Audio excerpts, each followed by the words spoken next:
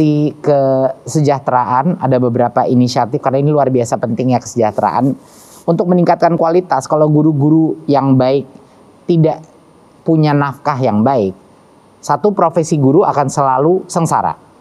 Kedua adalah mental atau ketangguhan para guru-guru kita dalam mengajar anak-anak akan terdampak dengan kesulitan ekonomi.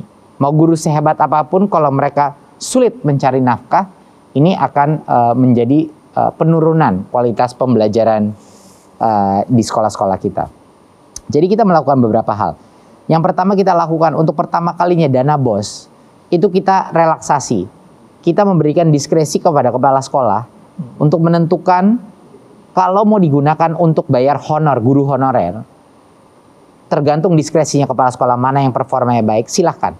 Itu bisa digunakan. Di masa pandemi kita lakukan itu dan kita akan evaluasi pada setelah pandemi apa yang akan terjadi. Tapi itu merupakan satu inisiatif kesejahteraan kita yang salah satu yang terpenting. Kedua, kita telah melihat dan mendengar berapa banyaknya guru-guru honorer di Indonesia yang punya penghasilan sangat kecil. Penghasilan bahkan sampai dengan Rp200.000, Rp300.000 per bulan. Ya, jauh di bawah UMR.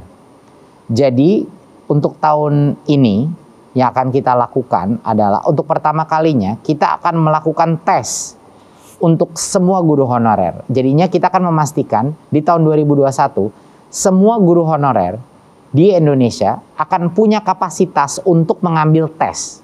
Ini sebelumnya nggak ada, Mas Usman. Sebelumnya mereka semua ngantre untuk bisa membuktikan.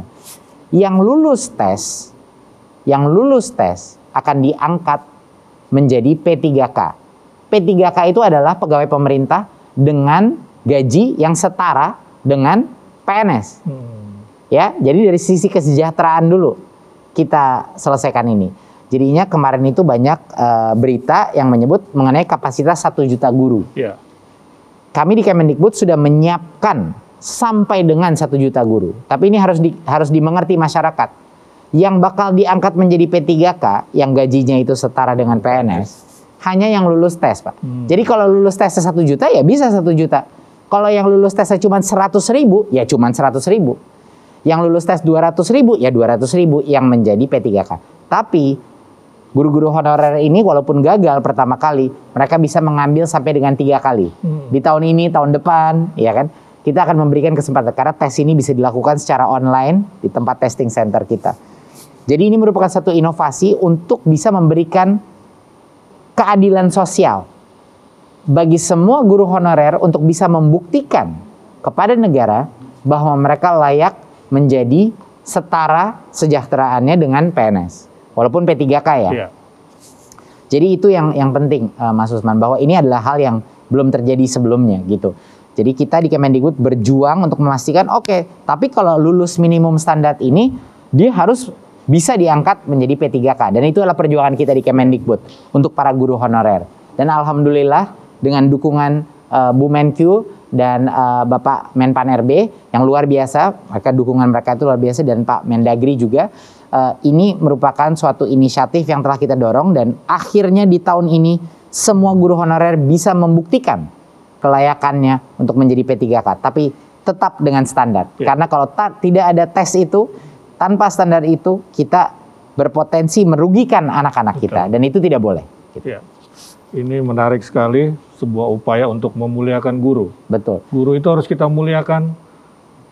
Kaisar Hirohito waktu Jepang dibom atom itu, yang dia tanya berapa banyak guru yang selamat. Betul. Kemudian juga guru salah satu prioritas penerima vaksin COVID kan, itu karena memang guru harus dimuliakan, dan saya kira apa yang dilakukan oleh Kemendikbud itu luar biasa untuk mensejahterakan makanya guru. Makanya Mas Usman, waktu kita waktu pemerintah menghadirkan berbagai macam bansos kepada masyarakat, Kemendikbud langsung berargumentasi bahwa secara spesifik, apalagi guru-guru non PNS ya, yang pekerjaannya tidak terjamin dan dengan gaji yang tidak terjamin, ini nggak bisa. Mereka harus dilihat sebagai suatu grup ekonomi yang rentan, gitu. Jadi itu adalah argumentasi Kemendikbud di pemerintah pusat, sehingga kita akhirnya berhasil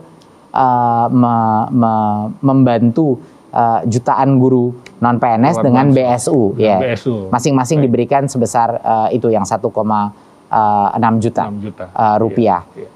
Dan alhamdulillah itu telah diterima kebanyakan guru non PNS kita dan sangat membantu meningkatkan semangat mereka di masa krisis ini.